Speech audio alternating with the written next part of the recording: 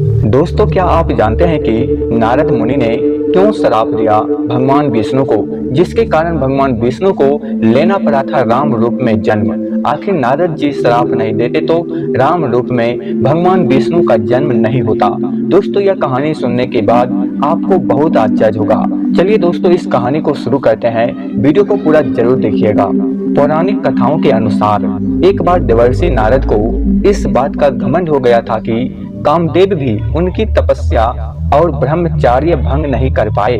देवर्षि नारद ने यह बात भगवान शंकर को बताई, लेकिन महादेव ने कहा कि इस बात को भगवान विष्णु के सामने इतने अभिमान के साथ नहीं कहना। शिव के मना करने के बाद भी नारद मुनि ने यह बात भगवान विष्णु को बता दिया।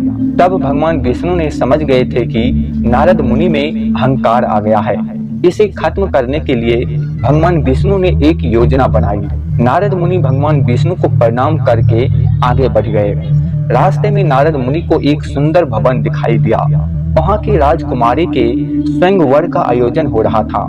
नारद उस जगह पर पहुँच गए और वहाँ की राजकुमारी विश्व मोहिनी को देखकर मोहित हो गए।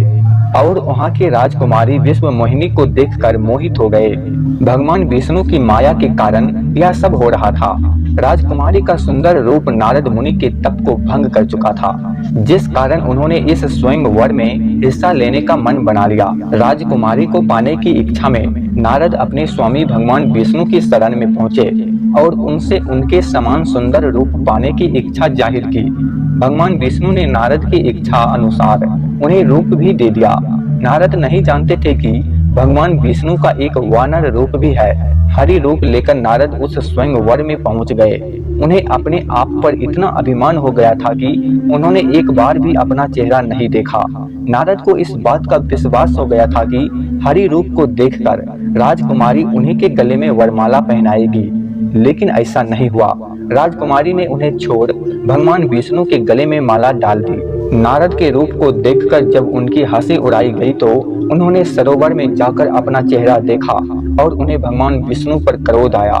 क्रोध के वश में आकर नारद जी ने भगवान विष्णु को श्राप दे दिया और कहा कि जैसे मैं स्त्री के लिए धरती पर व्याकुल था, वैसे ही आप भी मनुष्य रूप में जन्म लेकर स्त्री के वियोग से व्याकुल होकर धरती पर भटकेंगे और उस समय आपके वानर ही सहायता करेंगे। लेकिन जब भगवान की माया का प्रभाव हटा, तब नारद जी को अपनी गलती का एहसास हुआ और उन्होंने भगवान से तुरंत क्षमा मांगी। माना जाता है कि नारद जी के ये दोनों श्राप बिल्कुल सही हुए।